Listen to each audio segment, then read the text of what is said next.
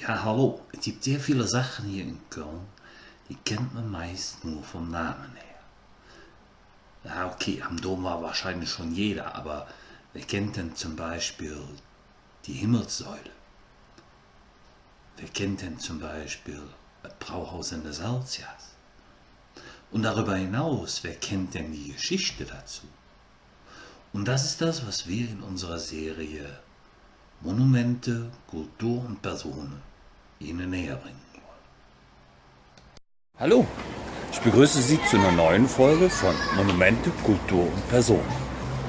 Heutiges Thema: der Kölner und das Bütchen. In Nord- und Süddeutschland heißen sie Kiosk, im Pottbude, im Frankfurter Raum Wasserhäuschen und im Rheinland ganz einfach Bütchen. Eine Tüte gemischtes bitte. Wer hat diesen Satz noch nie gesagt? Hände hoch. Also ich habe mir als Kind immer meine Tüte gemischtes oder mein Wassereis am Kiosk oder im Tante-Emma-Laden abgeholt. Das Ganze für 10 oder 20 Pfennig am Bütchen, wenn der Mama spendabel war oder ich lieb genug war. Ich stehe jetzt hier am ältesten Kiosk oder am ältesten Bütchen von Köln. Gucken wir uns das doch mal an. Bärenrather Straße, Ecke Lotharstraße. Das ist das älteste Bütchen von ganz Köln.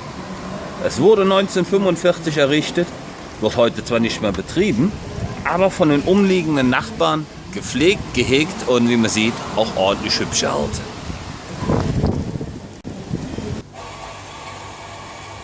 Die Tüte gemischt, das hier wird auch heute noch. Den Kaffee an der Bude kriegt man immer noch. Da hat sich nichts dran geändert seit 1949. Das, was wir hier sehen, ist das Bütchen am Nikolausplatz. Dort, wo Tommy Engels in seiner Jugend hinter der Kirche vom Nikolausplatz früher seine Bonbons geholt hat. Dort, wo früher der Bolzplatz von Spielvereinigung Sulz 07 war. Die Fußballmannschaft aus Sulz fusionierte 48 mit dem BC 01 aus Klettenberg zum FC Köln. Dort ist immer noch die Kultur des, ja, wir stehen mal eben zusammen am Bütchen und halten. Viele dieser Läden sind einfach nur Kult. Sozusagen der weltliche Beistuhl. Hier kauft man seine Zeitung, hier kommuniziert man über Jod und die Welt, redet über seine Probleme. Der Kiosk, ein Magnet, ein Wedelstreff, vom Designkiosk an der Brüsseler Straße über das von außen nur zu erreichbare Bütchen an der Aachener Straße bis hin zum Eckkiosk an der Engelbertstraße. All diese kleinen Läden haben mehr als den Sinn, dass man dort was kaufen kann. Munkelt sie ja von dem Bütchen am Nikolausplatz, dass das der Ursprung des Liedes der Blackfoes Kaffeebud war. Ob einmal wird die Schnüsse schwatt, der Pützer hetze viel gesagt. Da haben sie gleich der größte Zoff, hurra! Tschalalalalalalala.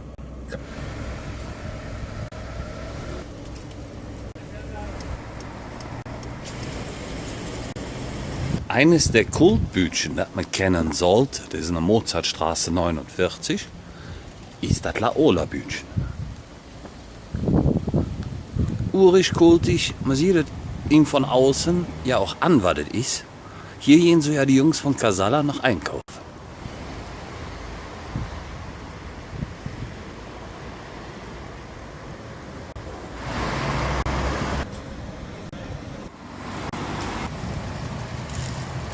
Manch einer neigt auch ein bisschen zu übertreiben. Nach wie vor findet man ja auch noch immer die Dinge, ja, die man von klein auf kennt.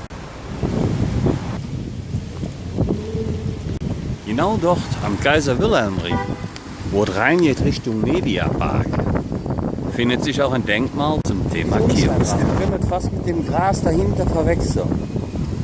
Ist ein Glasmosaik, das an einen Kiosk erinnern soll, das hier mal gestanden hat. Genau hier, wo dieses Denkmal sich befindet, stand 1950 ein Holzkiosk von einem Herrn, der mit einer der ersten Kioske hier in Köln eingeführt hat.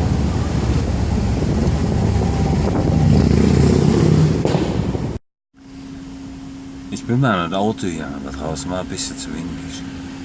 Köln ist mit seinen rund 1000 Kiosks sozusagen die Kiosk-Hauptstadt hier in Deutschland. Es ist nicht nur so, dass es sich hierbei um kleine Geschäfte handelt, wo sie sich sozusagen mit Zeitungen, Getränken und allem Püpapö, angefangen vom belegten Brötchen, ne, bis hin zum, ja, was wir vorhin gesehen haben, dem etwas größeren Snack oder Salaten versorgen können. Ein Kiosk ist auch das, was man im Ganzen letzte Hoffnung nennen kann. Glauben Sie nicht? Was machen Sie eigentlich sonntags morgens, wenn Sie feststellen, Sie haben kein Butter oder kein Nutella im Haus? Wenn abends ein Bier nicht mehr da ist, wenn Sie am Verdursten sind, wenn Sie nichts mehr zu können haben, wenn Sie unbedingt noch eine Tüte Gemischtes brauchen, was machen Sie denn? Dann gehen Sie dahin, wovon wir die ganze Zeit sprechen. Das ist ein Bütchen. Ich habe mal wieder nicht in die Kamera geguckt. Ich lerne das nie bei diesem Teil, dass die Kamera links ist und ich gucke immer auf den Bildschirm. Naja, gut. Das war jetzt eine kleine Randanekdote, haben Sie jetzt auch mal mitbekommen. Letzte Hoffnung Bütchen, sagte ich. Die Betreiber, das sind nicht nur, ja, Geschäftsleute. Die Betreiber, das sind Nachbarn. Das sind die, mit denen man, ja, über Private spricht, mit denen man vielleicht sich austauscht und sie bittet, im Urlaub die Blumen zu gießen und ihnen einen vertrauensvollen Schlüssel gibt, bis hin zu welchen, die, ja, einfach gut zuhören. Die man sich sozusagen als letzte Hoffnung immer in petto hält oder hat, weil sie sind da. Das ist der Kiosk an der Ecke, ein Bütchen, da wo die Brötchen gibt, da wo sich die Jungs am Kloppen sind, wie schon so oft besungen. Im Jahr waren wir da vorbeikommen, man sieht mindestens noch zusätzlich einen Besucher, haben wir vorhin auch gesehen, am Nikolausplatz. Im Jahr waren sie da vorbeikommen, ob morgens, mittags, abends. Man sieht da immer mindestens einen rumstehen oder sitzen. Das sind meistens die gleichen Gesichter, die man dort antrifft, denn man ist ja schließlich aus der Ecke, man ist ja schließlich aus dem Veedel. Und das ist Singen Kiosk, beziehungsweise mi Bütchen. Da ja nicht hin, wenn ich jetzt brauche. Da ja nicht hin, wenn ich eine Klarfahre will. Da ja nicht hin, um Menschen und Freunde zu treffen. Obwohl die Bütchen der Studie zufolge als wichtige Elemente innerhalb der Veedel angesehen werden, geraten sie dennoch zunehmend in Schwierigkeiten. Sie bekommen demnach neue Konkurrenz durch Supermärkte, die bis Mitternacht geöffnet haben. Gerade innerstädtisch sind die Zeiten für Bütchenbesitzer schwierig geworden. Viele Bütchen können da einfach nicht mehr mithalten. Also, es sind Ansätze des ersten Kiosksterbens hier in Köln zu bemerken. Und das sieht man auch hier an der Ecke, die ich euch die ganze Zeit zeige. Ich habe 13 Jahre in Ehrenfeld gewohnt und das war mein Bütchen.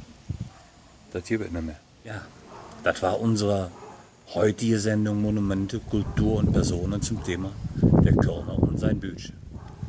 Ich hoffe, ihr habt ein bisschen was daraus entnehmen können, ein bisschen was gelernt. Und wer weiß, vielleicht seid ihr ja gleich an eurem Bütchen. Ich denke mal, ich muss hin, weil ich habe nichts mehr zu trinken. Und da meins da hinten zu hat, ich weiß Gott sei Dank aus Erfahrung, um der Eck, da ist noch eins. Dann gehe ich dahin, da kaufe ich mir noch mal zu trinken. In diesem Sinne, ich wünsche euch einen schönen Tag und ja, ich hoffe, wir sehen uns bald wieder, wenn es wieder heißt Monumente, Kultur und Person.